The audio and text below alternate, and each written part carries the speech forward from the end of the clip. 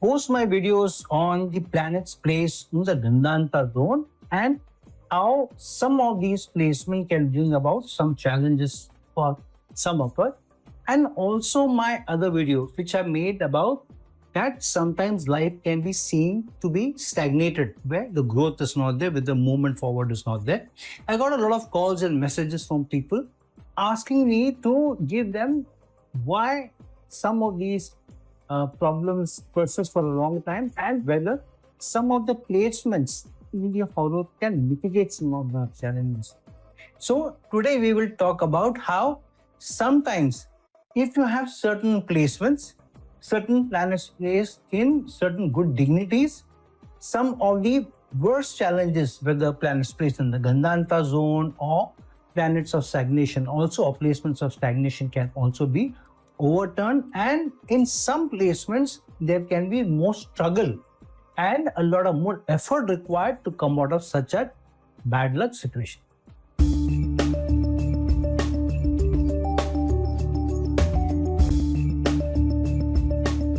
Hello, namaskar and adab to all my friends from your friend astrologer and guide Irfan, once more with you from your very own channel Astro Assurance.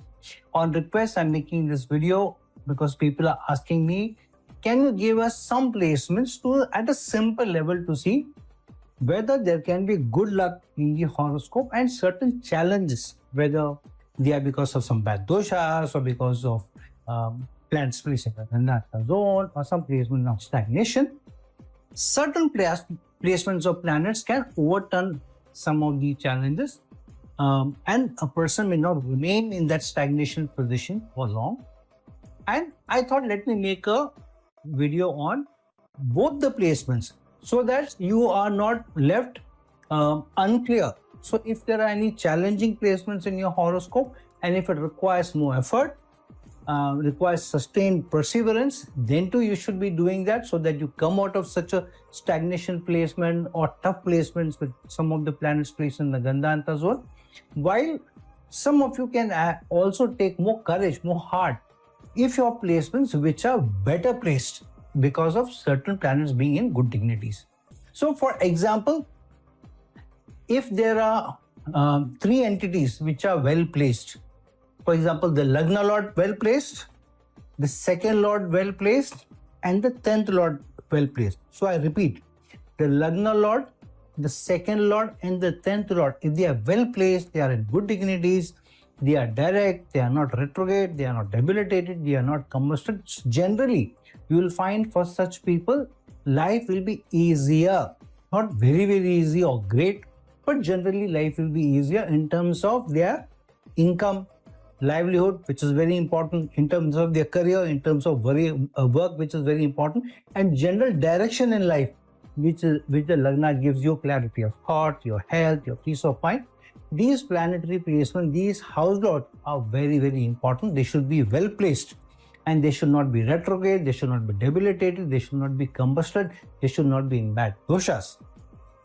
Then and at the time of birth also, they should not be in bad doshas. For example, being born in a Sadesati where the Lagna Lord is Moon and Saturn is going over it. So if you don't have such placement, then it is easier for a person to come out of some challenges, if at all you face challenges of a bad transit or a bad dasha period, or some other planets being in debilitation or combustion. So it's easier for such a person to come out of these challenges with some effort or when you bid your time.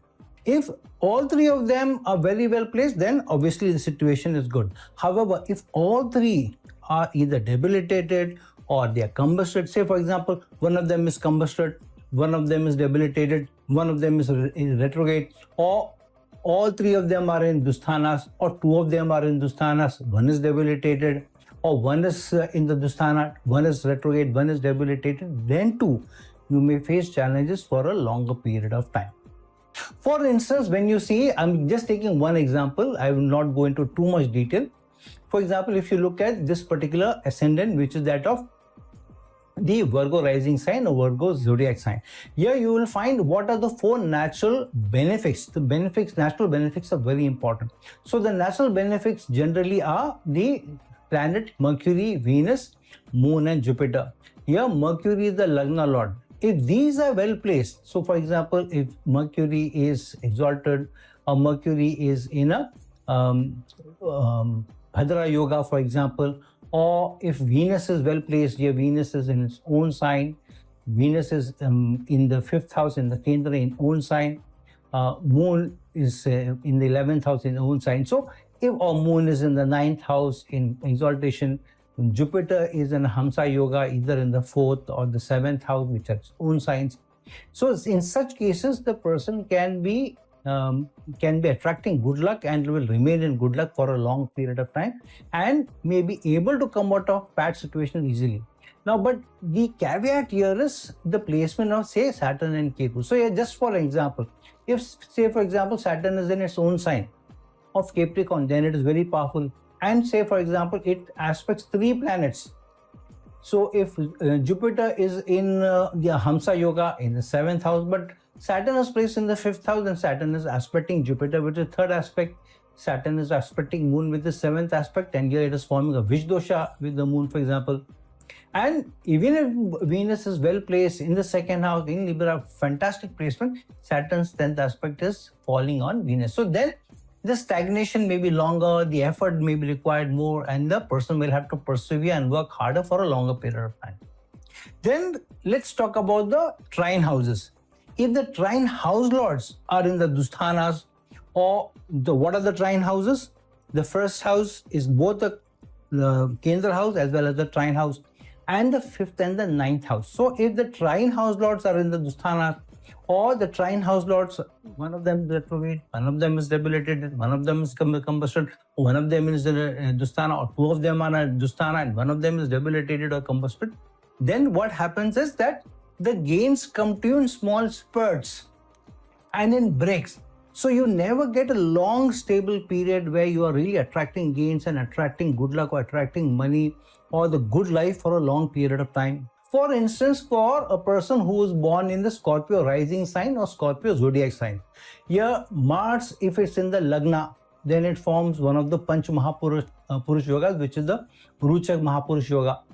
Moon and Jupiter are the other 2 trine house lords. Now, if all the 3 are very well placed, Moon rules a trine house, say for example, it gets into the 7th house in exaltation or is within the 9th house itself, or Moon gets into the other trine house in the Pisces sign, fantastic placement. Jupiter is the lord of the 5th house. If it's very well placed, Jupiter, mind you, is also the lord of the 2nd house of income. So if it gets very well placed, if it, for example, gets exalted, Jupiter moves into the 9th house in Cancer, or both of them get into the 7th house, or both of them get into the 10th house in a Gajkesari Yoga, or both of them get into the 4th house in a Gajkesari Yoga, then it is a fantastic placement. Only problem is that both of them, or Moon should not be in the Scorpio sign in the Kendra house. So then too the luck will shine, and this can be a fantastic placement where at least the important house lords, the trine house lords, should be very well placed, specifically if they are also here. For example, we talked about the Lagna Lord and the second Lord. So if the Lagna Lord and the 2nd Lord also well placed, with your Jupiter as the 2nd Lord as well, then and the 3rd house lord, trine house lord, is also well placed, then the placements bring you luck, will bring you sustained good luck, and even if you get caught in a tough situation, you will come out of the tough situation very quickly. Now, if the trine house lords are a mix of the fiery planets, for example, for somebody who is born in the zodiac sign of Aries, or born in the zodiac sign of Leo, or born on the zodiac sign of Sagittarius, for all 3 such ascendant persons, the 3 trine house lords, all 3 are fiery planets. For example, for an Aries rising person, Mars, Sun, and Jupiter are the 3 trine house lords. For a Leo rising sign person, Sun, then Jupiter, and then Mars become the trine house lords.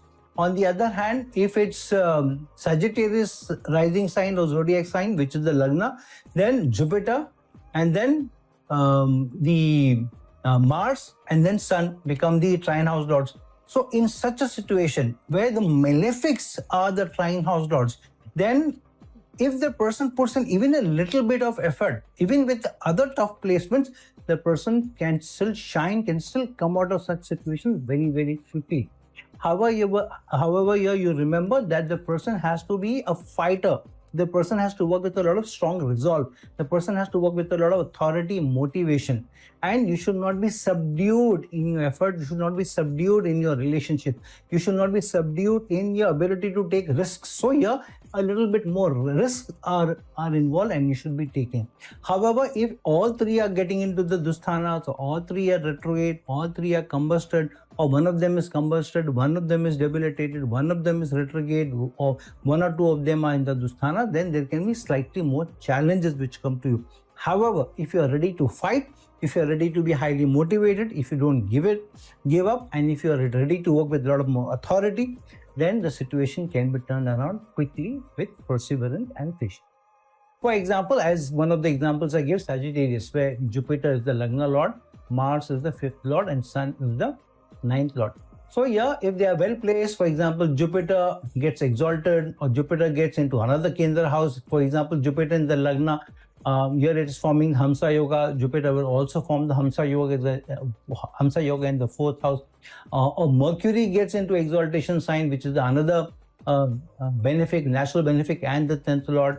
Or Mercury gets in the 7th house. These are all very good placements. Apart from, obviously, Sun, if gets 9th Lord gets into exaltation sign in the 5th house.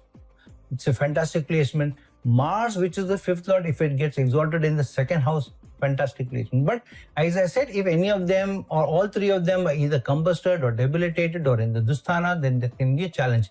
The only difference could be, for example, Jupiter getting an exaltation in Cancer in the 8th house is not as bad as, for example, if Jupiter was placed in debilitation in the 2nd house. However, if Saturn gets into the mix, for example, Saturn is in the 7th house and aspecting either the 7th Lord or the 7th sign, then it is also aspecting the Lagna sign, even if Jupiter is not there or some other planet is not there, and Saturn is also aspecting the 4th house. Then too, there can be challenges where Saturn is slowing down the results.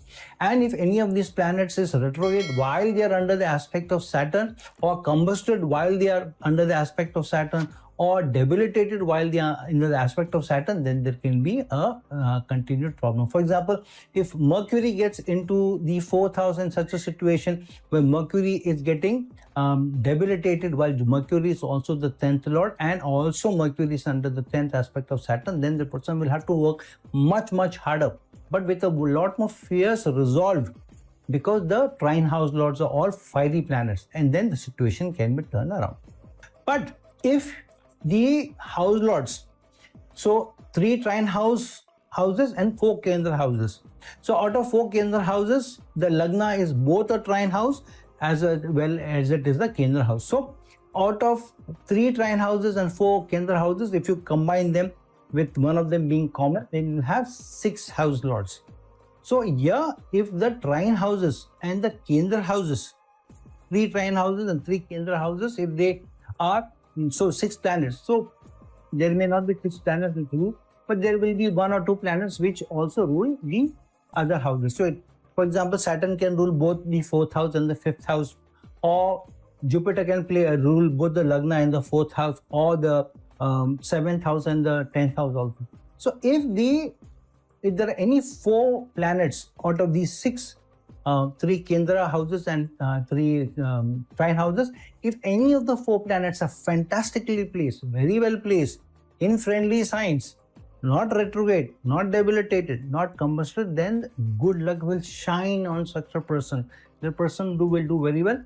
If there are periods of stagnation, for example, you are going through a Sade Sati, when say for example Saturn is in the Lagna, obviously there will be challenges during those 4 or 5 years, except the initial rising sign, the last period of the setting period. But rest of the period can be good if the person is continually putting efforts, if the person is highly motivated and the person perseveres. For example, for a person who's born in the Capricorn rising sign or Capricorn zodiac sign, here Venus rules the 10th house, and if Venus is placed in the 10th house, then it is forming a strong Malavya Yoga. Then Jupiter rules the trine house, Mercury rules the trine house, which is the ninth house that Mercury plays there. It's a exaltation placement for Mercury.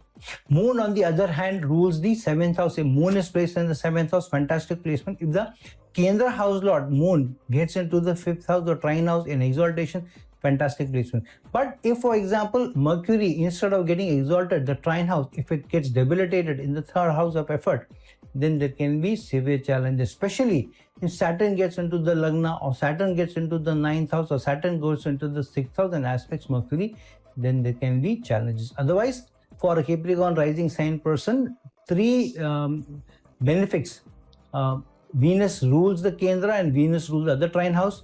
Mercury rules one Kendra house, Moon rules the other Kendra house, and Mars rules the 4th house and Saturn rules the Lagna. So if any of these 5 planetary entities are very well placed, out of these 5, 4 are very well placed, are not in unfriendly signs or in exaltation signs or in the Kendra or the trine houses, then the luck will shine. The person will do very, very well. And if any of these, out of these 5 or 6 house lords, trine house lords and the Kendra houses, if any 4 of them get into very good yogas, the Kachkesari yoga, or any of the Panchmahapurush yogas, or the Lakshmi yoga, or the Mahabhagya yoga, then the luck will shine. The luck is brilliant. And even if you go into any challenging situation, the person will come out of that situation very quickly within a short period of time. For example, for an Aquarius rising sign person, Mars gets into Ruchak Mahapurush yoga in the 7th house. Moon gets into exaltation in Taurus, and Moon and Mars are aspecting each other in a Chandramangal yoga.